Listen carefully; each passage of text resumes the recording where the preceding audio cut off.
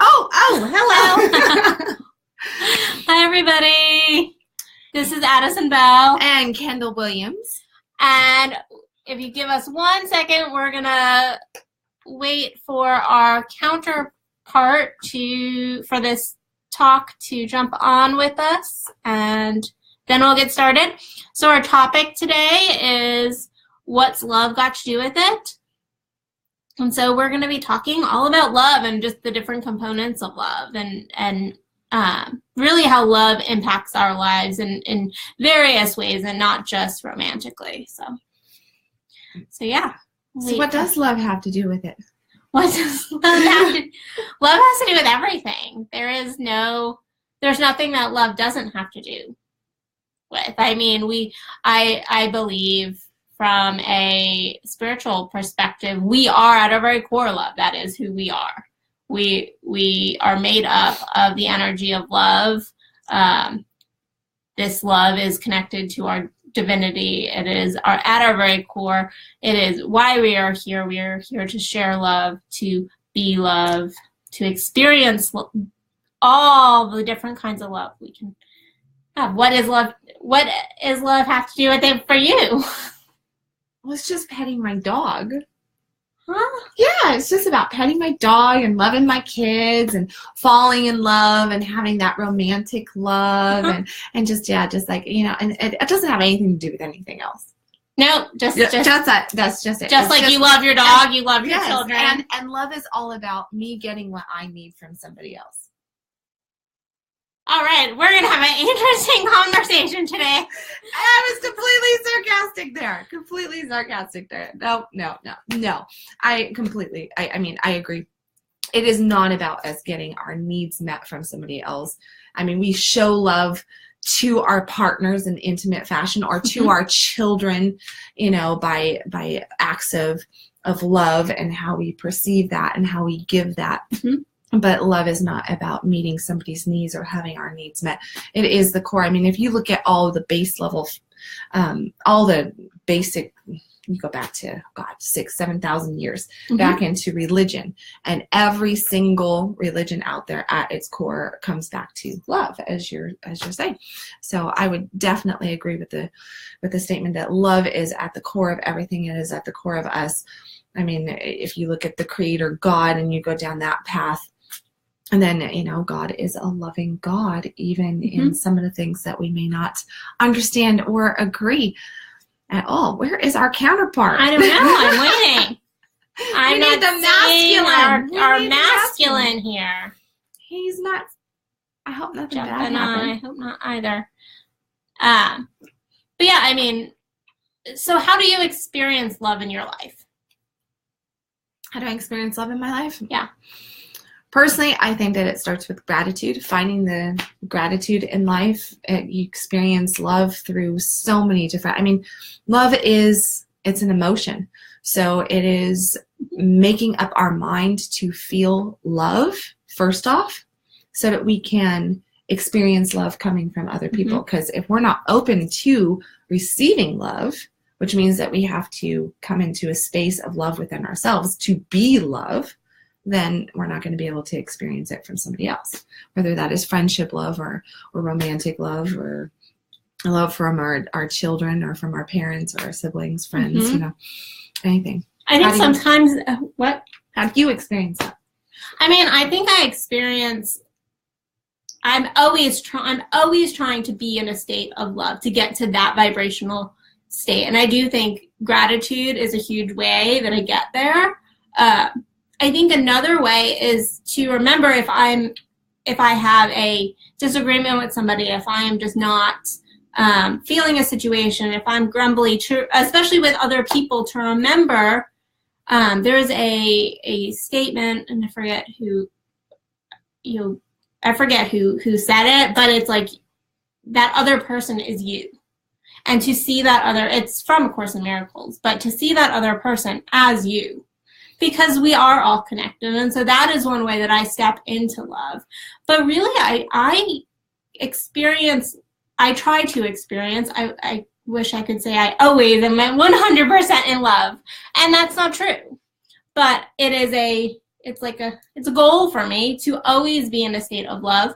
But I experience, one of the best moments in my day is, and I think I've mentioned this before, is sitting and right after I journal, I'll sit and I just, especially if there's sunshine coming in my window, just like feeling that. To me, that is a state of love because I feel like I am in a state of communion with my soul.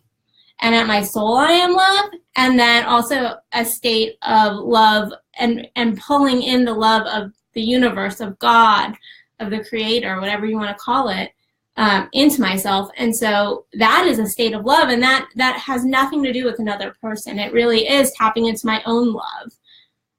And then trying my very best to show love to all of those people in my life in the way they need to be shown love, because we don't all experience love the same. Yeah, no, we definitely don't all experience love the same. And I think that, as we go through however long this conversation is that we end up having it be, but the importance of love language. And I know that there is a whole bunch of different people, I've heard, love languages, and it doesn't really matter. You can't always be focused on, if you love somebody, then they just need to learn how to receive your love the way you can give. And then there's the other side of, if you want somebody to feel your love, then you need to be able to speak love in their language. Otherwise, they don't feel loved. So no matter what, I fall on the love language side of understanding somebody else's love language. Yes. And yes, you're still going to provide love in the way that you translate it, in the way that you receive it, in the way that you need it. But to at least put that focus on, if somebody really is of, time and service person, give that to them. To let them have, take the time to spend the time with them, do the little things that matter to them so that they feel that love. Otherwise, there's always this question of, do you love me? And there's, I think working with a lot of, like, both of us work with couples, yes. We work with singles, out there, as especially with couples, you over and over again, one or both parties will say, well, I just don't think that they love me anymore. I think this relationship's going down. And then the other person's like, what do you mean? I'm doing this and this and this and this and this. And it really is, a lot of times is the opposite love language of what that other person is. Yeah. As, I was just talking to a person the other day, and she was telling me how her partner found out that her love language is gifts. So now he's just gone on like this gift rampage, right? Like, he's just buying all these gifts. Bad problem to have. She's like, it's really nice, but she's like, that's not the only love way. I didn't tell him that. We didn't have that discussion for him to buy me nothing but gifts. She's like, I need to have this kind of connection, that kind of connection. And that's what I think we're all going for here, is love is truly about connection. Yes, it really is. And really, I have actually written an article on this. It's that no one will really actually ever love us exactly how we need to be loved. And I think we get very focused in, and I think that this is, and I'm about to get a little bit maybe edgy here for some people, I think this is why some monogamous relationships don't work, because people think, oh, well, this one relationship is supposed to take care of all of my needs, and I'm supposed to feel all the love from this one relationship. And that's not possible. We have wounds. We are never going to be able to fulfill all aspects of somebody's need for love. And then we get into also the love we feel for ourselves, and that question of, can you really love someone more than you love yourself? If you really don't have self-love, can you give love? So can you? What's your opinion? My opinion is that we can give, and I do believe we can give some love. We can show some love, but I do think we hit a ceiling of love at a certain point. We can only, if we don't love ourselves, we're not going to truly step into those deeper feelings of love. We might kind of feel like we love somebody from like a conscious perspective, or a head kind of perspective, but we're really not going to be able to dig deep into those feelings if we really truly don't love ourselves. We need to grow our self-love in order to pull love into our own life, and also to truly show love, because we won't be giving that energy off if we're not tuned into love on our own level. And I would definitely, I would agree. As a mother, here we sit as two very very different lives, as women. You're not having children. I have lots of children. Many, we're not going to talk many children. But I hear often, and I used to actually believe this, and about this, but like I went through this whole time frame where there was this deep, deep, dark depression. Just imagine me completely depressed, not wanting to get out of bed, not giving a rat's rear end about anything, to the point that I did not even want to get out of bed for my children's sake. Mm-hmm. Didn't even want to get out of bed to make breakfast, to clean the house, to get them off to school. It got really, really dark. And I actually had some very bad thoughts go through my head at this point, where I could have been one of those news stories of moms. We're glad you're not out there with crazy their moms kids in the car, and right. I can understand how that happens, because I teetered on that insanity. But what it is it comes back to the self-love. And I would have told you through that whole time frame, I love my children. I love my children. I love my children. I would have told you over and over again. But the fact of the matter is that my children in that 2-year time frame were nothing more than a chore for me. Mm-hmm. And it was, yes, I love them, but I think that it had more to do with the fact that I was just trying to move through the motions, and I was not even at that, but I didn't want to give up. But I kept getting closer and closer and closer to giving up, because I hated on myself so much. And everything that I was doing made me hate myself more. Mm-hmm. And then I looked at my children, and I was like obligation of love. Obligation of love. I have to do this. I have to do this, which brought me down even further. And it wasn't until... Because then you're thinking you're a horrible person, because why are you not? Right. And everybody in my life is telling me there's something wrong with you. There's this, there's that. They're pointing out all the flaws, which just had me beating myself up even more and seeing even more of the flaws. So it was everything in that point in time. There was nothing... I have no good memories from about 2 years in my life. There's just mm-hmm. I cannot come up with one good memory until somebody went and did something out of the blue and pulled me out of that gutter. But it was literally somebody pulling in so much love that it provided hope to me. Mm-hmm. And I look at that person as like a catalyst. They literally threw me a life preserver in that moment, because who knows, I would definitely not be the person I am today had that person not come into my life in that moment. Those earth angel type people, you're like, that if that wouldn't have happened, then things would have ended a whole different way. And I can really relate to what you're saying, because I had my own period of depression, very different, and you know this too, but I had my own period of a couple of years of depression, and not I hated on myself. I hated myself.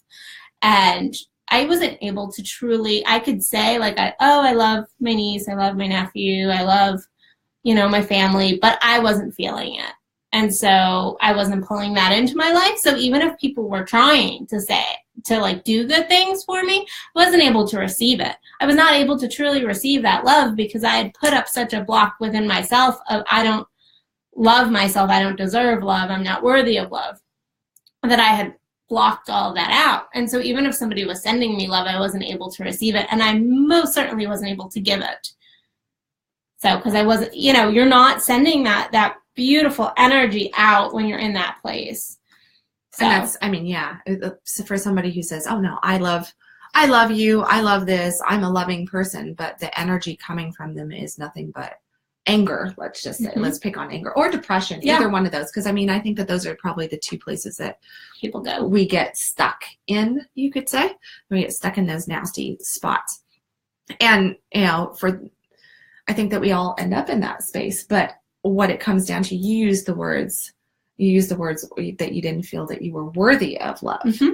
And I think that right there is probably one of the biggest topics. What does love have to do with it? Well, it has to do with feeling worthy of it. And here's the whole thing is, what about this mind-blowing concept of you don't even have to be worthy of love? You don't even have to be worthy.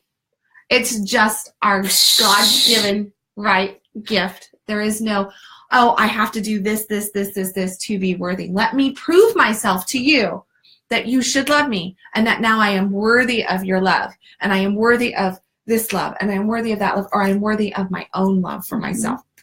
No, just when really allow. It kind of goes back to my statement at the very beginning that, you know, I believe we are loved. So we don't have to deserve it because we are it. We already are it. We just have to allow it out. We have to allow it to shine. We have to give it room to grow and really kind of bloom that energy out instead of holding on to that negativity. Yes. So you had a couple questions. I know because I was looking at them. Where are they? They're over there. They're over there on my phone. Go get your phone. Okay. Talk to the camera. Talk to the camera. Oh, she's telling me to talk to you guys. Okay. No, I know that you had questions. Yeah, I want to make sure that we. So, how do you know you're blocking from love? How do you know that you're blocking? How do you know that you're blocking love? I think that your body lets you know that you're blocking love. I think that your resistance to love is an actual physical sensation in the body. The body's wisdom will tell you. Are you holding a lot in your back? Are you holding a lot in your chest? You know, how does do you have heartburn? Do you have heartburn? Heart palpitations, all that stuff. Yeah. So are you a person full of anxiety, or are you just like one of those flatliners out there? Because there's a lot of what I call flatliners. Yeah. Because it's just that there's no emotion of good or bad. So if you're not letting in love, then you're not letting in negativity either. Mm-hmm. And potentially a lot of the times why we don't let love in is because we've been hurt.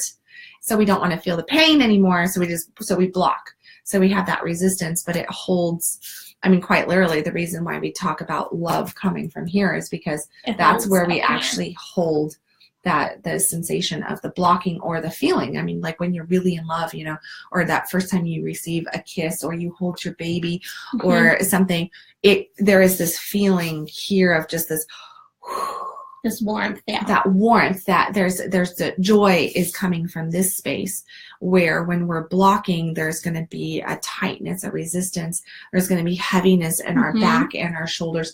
Just that, like, you know, almost like we're carrying the weight of the world on our shoulders now, and it's because we're really blocking out love. So I think that's a definite physical sensation is how we figure out if we're blocking or not. I think also if you're walking around and you're constantly in a state of, and you're saying like, I love, but you're walking around and you don't feel good, and not even just physically, but you're just like, but like internally you're just like, you have negative emotions, then you're not in love. You're not in a state of love. You might have like this much love, but you're not fully embracing love. And that's another way. Or if people are trying to do things and you're consistently blocking, and you're like, nope, I don't want that. Nope, I don't want that. Nope, that's the not deserving, not worthy. Yes. Can't receive. Yes. So if you're not receiving in lots of different areas of your life, chances are you're resisting a lot. There's a lot, yeah. So here's a question, and I am curious. I'm actually curious what your thoughts are on this. Do you think there's different kinds of love? Do you think there's kinds of love? Different. We like to label love like, oh, this is like, you know, like our love for our children is different than like our love for our intimate partners or for our friends or for our family or for how we love our dog. Do you think there's different kinds of love? I think that would be,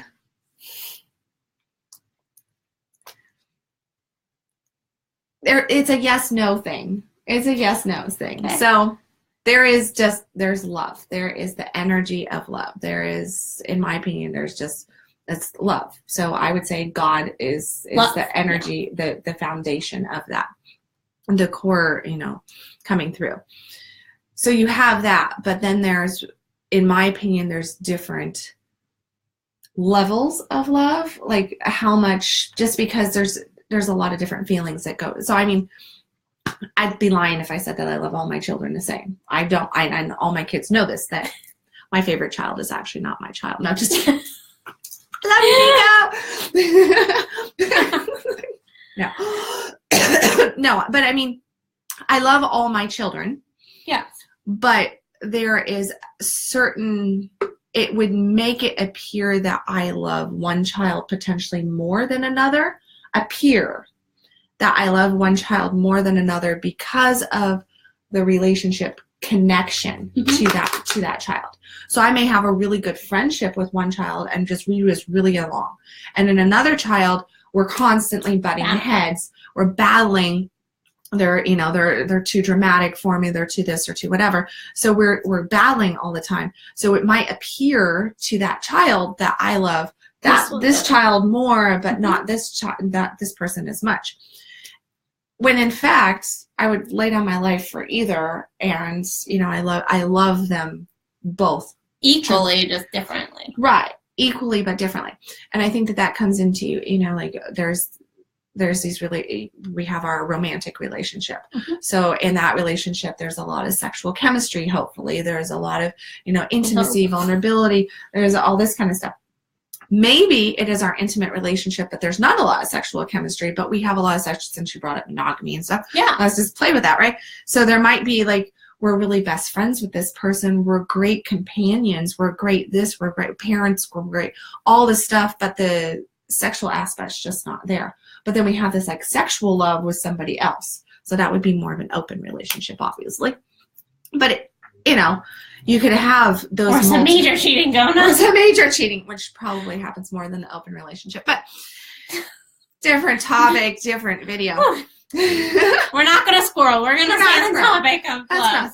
But then, you have like your love for friendship love. Yeah. And there's multiple friendship loves, because I mean, the way like our friendship love is like a sisterly love, but at the same time there's business in there. There's friendship. But then I have other friends that it's just love differently. It's just very friendship.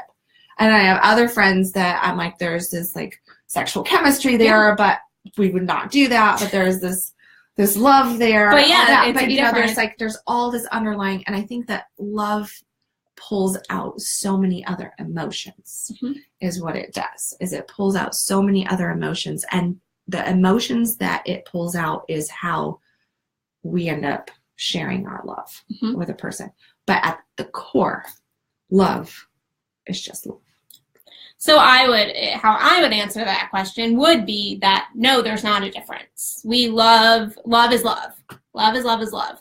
How it manifests in our life is different. How I love my nieces and my nephews and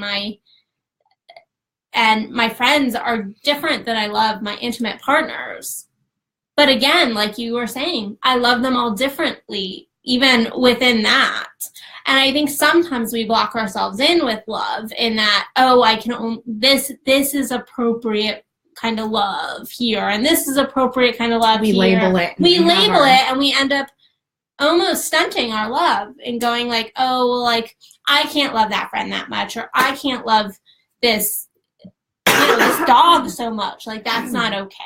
It's not okay to truly like have that intensity of love, when really I believe love is love. I mean, just like you said, different elements come in. Like, no, there's not going to be a sexual element when I'm loving on all my babies that I love, even though I don't have kids. There's lots of kids in my life that I absolutely love. Like, that element's not coming in.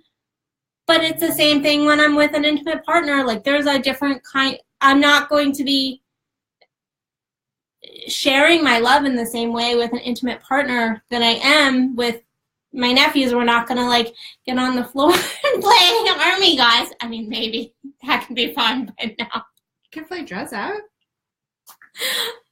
Free spirit talks.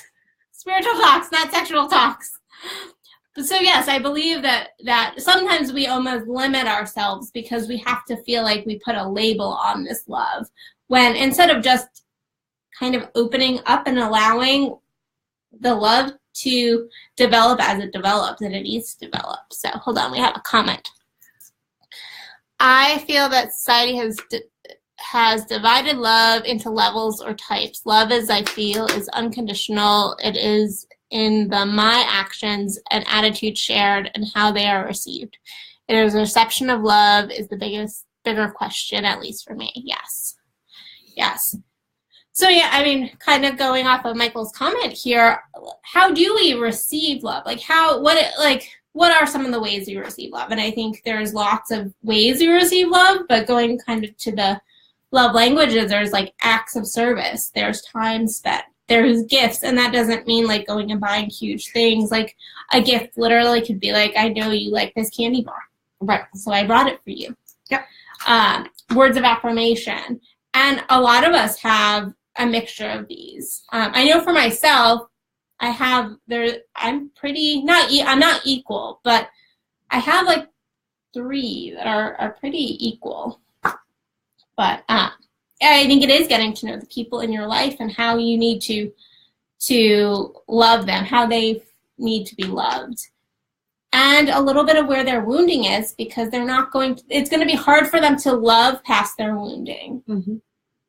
And a lot of times how we receive love is I think it is a mirror to how we have been wounded in love in the past. So. And on that note, because when you look at the love languages and stuff, something that I used to always count myself as being an acts of service person. Mm-hmm. That was the thing that I would say that was my main love language. Today, that's not my main love language. I actually really don't have. I'm pretty across the board, even on all 5 love languages. And what I've learned is that from myself at least, anytime one particular love language gets completely depleted, mm-hmm. that becomes my primary love language. It's what you're starving for. It's what you're starving for. My primary love language. So if all of a sudden everybody just, there is absolutely no time spent with me, mm-hmm. but there's, the dishes are getting done. Somebody brings me a cup of coffee. I get, somebody feels like that with you. Yeah. There's that, but there's really not consistent time spent. So it's basically like everybody's just passing each other. Then all of a sudden I start to crave that time. Or if, I love fresh flowers on my table and everything. So that's one of those things that if somebody actually brings fresh flowers, I feel like, somebody was kind enough to think about me. It's a feeling of love. But if I go without fresh flowers on my table for, 2-3 weeks, I actually start to get a little like that depression stuff comes in to the point that I'll go buy my own flowers. But then there's frustration in me that you had to buy your own flowers. Because everybody in my house knows how much Mom loves flowers on the table. And why can't you guys just, step up and buy flowers? So it's like there's paying attention and realizing what a person's primary love languages are, I think is really, really important. But realizing also that, because I don't think that I'm abnormal in that I think that if we deplete any love language, if you never tell a person how much you appreciate them, if you never give them the pat on the back, then they're going to actually feel like, do you just not care? Do you not notice? Does anything that I do even matter? Because we do need those words of affirmation. Mm-hmm. We do need that. I saw something, Bill. Yeah. What are some ways to unblock love when you feel constricted with someone? I would say first that there has to be communication, because I think it's really hard to totally fix it. When you're dealing with the relationship, it is a 2 kind of man game. I think first you need to look at kind of where your ego is playing in and kind of do the self-work. So I think that's the first step, is doing the self-work, looking at why am I feeling constricted? What are they doing that's making me feel this constriction? What programs do I have running? Because there's a program running, whether you like it or not, because we all have programs running. What is that program running? And kind of what do you need to heal within yourself? And then also doing the communication, because if it is a 2, if it is a relationship, then that other person needs to know that this is how you're feeling, because they can then support you in that, or you guys can work through that program together. Yeah, I mean, it's communication again and again. And it really is two people coming into the situation and both being willing to hear both sides and to also be able to share.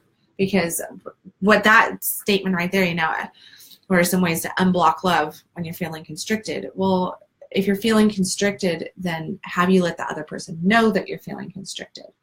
Do you know what your messages of love are? Mm-hmm. Have you shared that, hey, I really need more time with you. Need to be touched more. I really need to be touched more. Then at least you're giving the other person the opportunity to step up to the plate and provide that for you. Now, if that other person consistently shoots it down, then that's them blocking the love and saying, no, you're just gonna stick with the way I'm giving it, or tough luck, which then would come into what I would say that, this is more of a conditional thing. They're saying, then, what do we have? So yeah, I mean, I would look at where is the conditions, is it really truly unconditional? And again, you just have to have that conversation. And then where's the point of end? Because obviously if you're constricted and your other person is not hearing you, not opening, not hearing, not listening, because there's a difference between hearing and listening. Yes. If they're not listening, if you're stating it, and you're stating it in multiple different ways, because sometimes our verbal expression is not good enough. Sometimes it needs to be written expression. Sometimes it needs to be consistent verbal expression. Sometimes you need to be very, very direct.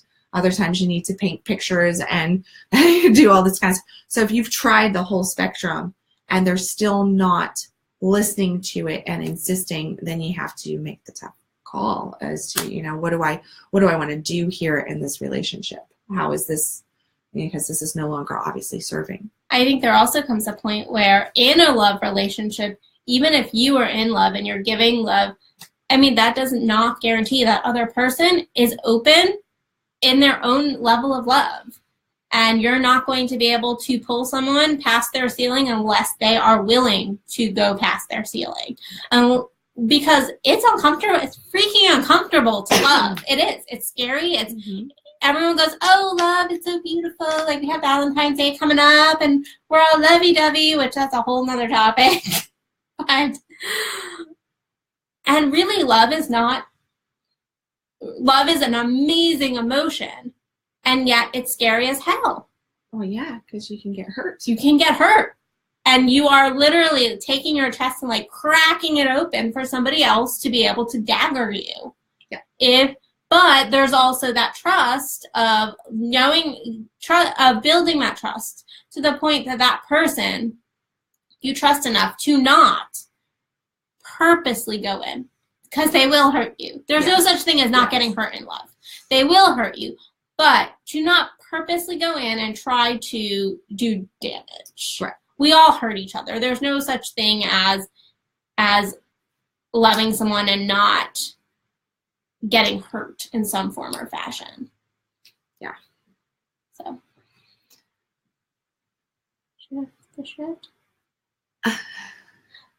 But yeah, so I think that when you love, you put yourself in danger.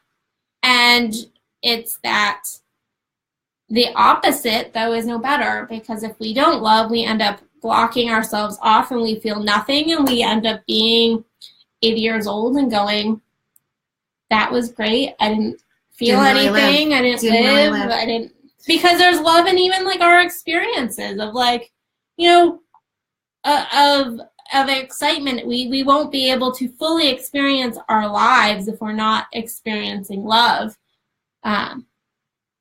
Love of the moment, love of the people around us, love of the emotions, love of the situation, loving even when it hurts and it's not loving enough to note when, maybe you're in a bad space, but going like, I know I'm going to lean into love here. Maybe loving enough to let someone go. That's all love, but it's this, do we want to get to it really is a choice. Do we want to get to the end of our lives and wonder why we didn't live, or do we want to take the chance and get hurt? Because we're going to get hurt if we lean into love.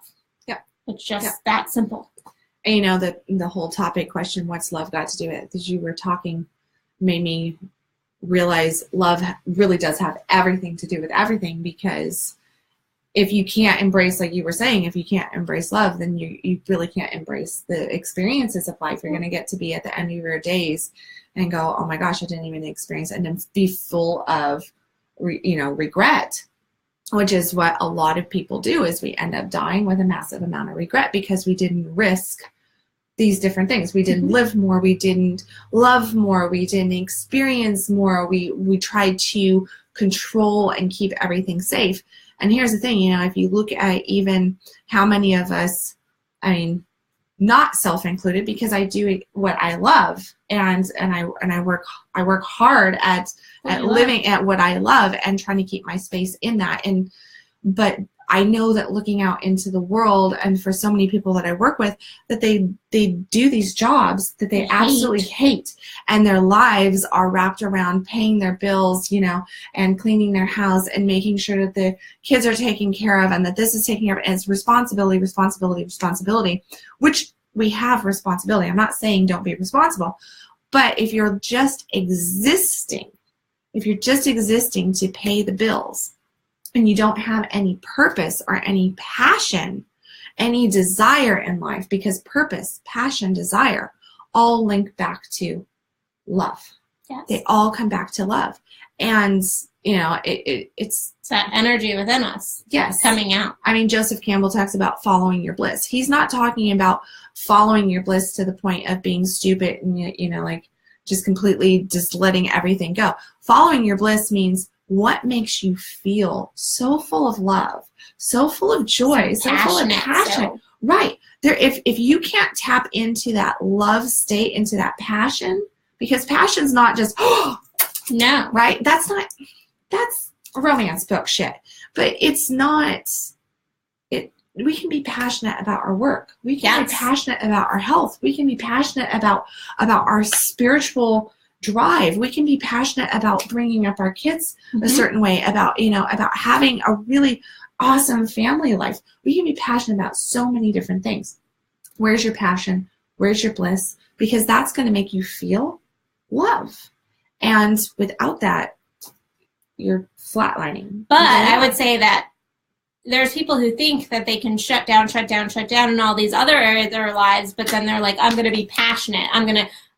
This I want to throw my love into this. I'm going to be passionate about this. But the fact is, if we have to crack that open before we are able to do that, and we have to keep a consistency. It's psychologist and writer Brene Brown. She always says, we can only explore our dark our light as much as we've explored our dark. If we've not stepped into our emotions fully, we're not going to be able to all of a sudden turn on love.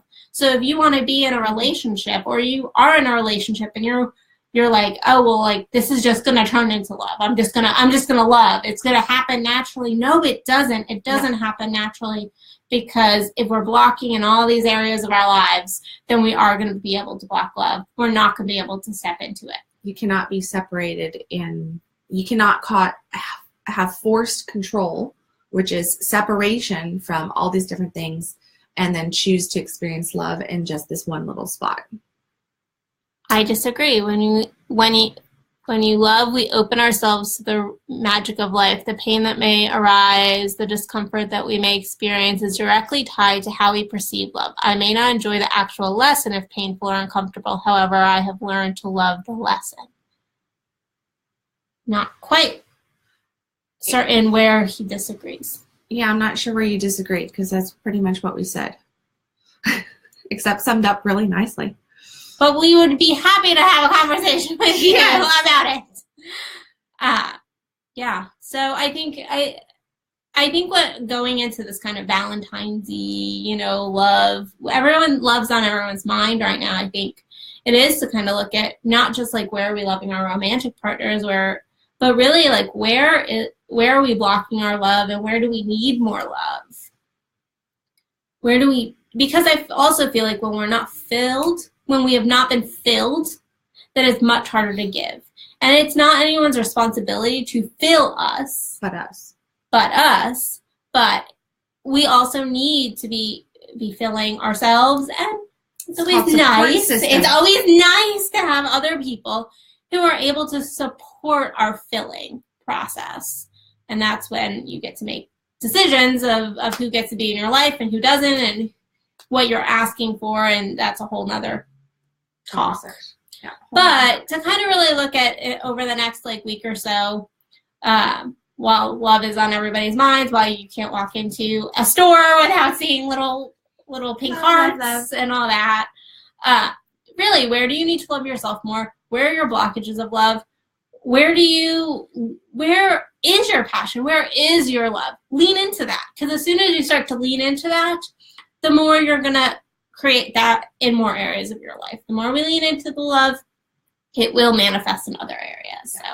So and really, the more you lean into love, I mean, on his note, and I'm kind of analyzing in the back of my head what he's saying, and I think we both came up to a topic where we were talking about not experiencing love and the pain and everything. And there's been plenty of times the old me that went through that 2-year time frame of depression and everything, who could not pull herself out. I needed another party to help pull me out of that. And the greatest love of all brought somebody in, right? That Yes. earth angel came in. Today, I mean, I've experienced some. Back then, I thought I had experienced some bad stuff, and I had not experienced bad stuff, really. I mean, yes, I had heartbreak. Yes, I had, upsets, and I had some different stuff. But after that point of depression, I would say that I've had more traumatic experiences happen since that depression and me pulling myself out than what I had up to that point, Mm-hmm. for the most part. But, looking at that, there really is this whole learning how to love the wound. And I think that is a piece of it, and I always come at A Course in Miracles and stuff, and I hear Gabby Bernstein in my head saying, choose again, choose again, Mm-hmm. choose again. But that's doing the internal work. And, I think that as you grow your own self-love, you can push through different traumatic experiences a heck of a lot quicker and Yes. with more ease, more grace. And that means in love. That doesn't mean that you're not going to experience the pain. Yes. But to experience pain does not mean that you're not experiencing love. No. That is not, you could One is not synonymous with the other. No. You can experience both at the same time. You can be experiencing, I have. Look at when somebody dies. Yes. You love that person. You have this love for them. So you're experiencing love. And then you can also experience Tremendous pain. Tremendous pain, because that person for this moment is gone from your life. Yes. So let's see.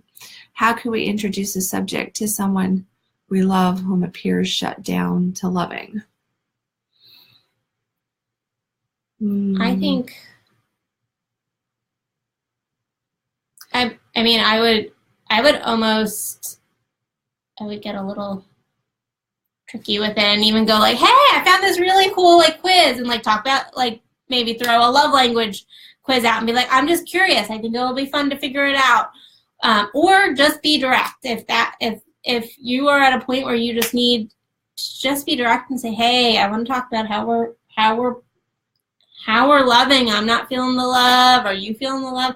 Sometimes you got to cut through the bullshit and just get direct with it. I would do reverse psychology, and I would come at it from the perspective of, I really feel like I'm not showing you the love that I can, and I want to make sure that you're feeling my love. So can we have a little discussion on how I can better serve you, and get that conversation started that way, so that they're feeling like it's about them feeling more love. Yeah. Instead of and that you're actually feeling like you're falling down on the job. It's not all about receiving. No. And then that can potentially open the doorway. Although if they have a whole bunch of victim mentality going on, they're going to go into the no, everything's perfect, everything's groovy, and just go, well, I'm really concerned here because I'm feeling extremely, and that would give the doorway of, I'm feeling disconnected and I'm concerned that there's something that I'm doing. So just keep it back focused on on self, but at the same time moving it forward each way of like just keep having that conversation. And with each, comment of, no, you're doing everything fine. No, really, it's great. It's blah, blah, blah, blah, blah. Just keep going. Yeah, well, what could I do more? Do you enjoy this? Do you enjoy just that? Keep going back. Yeah, just keep, and then have, if you really want to get into it, like one of the things that I do with my couples is I have them sit down and I have them look in the eyes. And this does not mean that you have to be a couple to do this exercise. It can be between you and a best friend. I do this with actually my single people too. And I just fill in the spot and I'll sit there and I look at somebody and I'll say, what do you want? What do you want? What do you want? And I just, for like 3 minutes, pound that into them and watch them squirm. But at the end of 3 minutes, something has come up inside of them where they realize that they're either scared to receive, they don't know why they're having such a tough time answering such a simple question. Mm-hmm. They're looking a little bit deeper, and they start to almost go, oh, okay, yeah, I'm kind of, that can make the point that they're that shut down. Yeah, I do that. They're that shut down. Too with clients. You got to knock on the door. That's literally what you have to do. You have to just knock on the door and try knocking on the door in different ways. Soft approach, more direct approach, like, what do you want? Yeah. Eye contact, sit them down. 3 minutes. We're going to play a game. We're going to play a game. We're going to play a game. Not a fun game. Okay. Yeah. We're coming to the close, but I do want to make just one more point kind of before we end up wrapping, is that I think we've talked about love and a lot of like how we give, how we receive, but to really that come back to the fact that love is love, and that it's an energy, and that there is, I do believe there is an unconditional love. Like that doesn't mean that you have to always have that person in your life, but I have a lot of people that I have cut off from my life that I still have this just deep love for. There's very few people I can say in my life that I don't have any love. And so it is also looking at where you're setting conditions on love, where you will only love people if they do or say this or this. Yeah, really, because that's a really important piece to this. The conditional or the unconditional is, I think a lot of the times we look at love as though it is about needs, and that is our broken society that has taught us, we really do, as if you do this for me, I'll do that for you. It's commerce. And I will, right. It's a business proposition. It's a business proposition, and love is not a business proposition. Love is, no matter what you bring to the table, I'm going to love you. And I think that comes from, we have been raised over the last 500 years for sure to believe that the greatest love of all, God, right? It holds us accountable to the point that God will hold back his love if we do not get in line, which I think is and bullshit. do exactly what we need. And that makes no sense to me in the essence of being a parent. And I always come back to being a parent on this, because I look at my children and I go, there's nothing on the planet that any of my children can do that would make me stop loving them. I may not like their actions. I may not like their attitude. I may reprimand them. I may limit their responsibilities, take away certain things but I'm going to give them another chance. I'm always going to give them another chance, to the point that even if they killed somebody and they ended up in prison, I would still love them. I would be very upset with their attitude, with what they did, with their action, but I would still love them unconditionally. There is nothing that they have to do to receive my love, and to know that, that I would not always try to make sure that their best needs were met. So I think that if we're made in God's image, then that right there shows that we're made to do that as well. That everybody is made to do that, and that there is no being worthy of love. Mm-hmm. It is just given. It is unconditional. We put the conditions on because we have been trained to believe that we have to be worthy of something that is just there for us to receive. Yeah. Well, no, I think that's a great point, and I totally agree. And so I think on that note, I think we're a little bit over our usual time, so I think we're going to go ahead and wrap. But I do want to just mention that we have a body or art class kind of coming up at the end of the month. We were sick, and so we ended up having to move it. But if you're in the DFW area, check it out. It's for women. It's gonna be an amazing art project. So please join us. I know that Kendall's got a ton of stuff going on coming up soon, and workshops. I've got a couple workshops coming up as well. And so please check out our websites, www.addisonbell.net and www.kendallwilliams.com. And we will see you in 2 weeks for another great conversation. And thank you all for joining. Please like, share, comment. Please get this message out to those out there. We want to really grow this these talks and have lots of different people on here and lots of collaboration in our side. So thank you all for commenting today and just participating. And we will see you soon. Bye, everybody. Bye.